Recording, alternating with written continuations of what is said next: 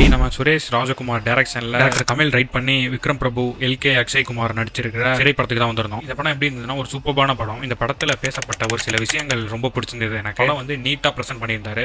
இவர் வந்து வெற்றிமாறனுடைய அசிஸ்டன்ட். அந்த மாதிரி இந்த படத்தில் நடிச்சிருக்க இந்த சின்ன பையன் வந்து seven screen studio Lalit Kumar அவருடைய பையனுடைய பெர்ஃபார்மன்ஸ்லாம் படத்தில் பார்க்குறப்போ இவன் ஒரு அமைச்சர் சினிமாவுக்கு புதுசுங்கிற மாதிரி தெரியல, நல்லா நடிச்சிருந்தாரு. அந்த மாதிரி ஒரு நடிப்பு விக்ரம் பிரபுக்கு after very very long time ஒரு சூப்பரான படம், நல்ல ஒரு கம்பேக், டீசெண்டான கம்பேக்.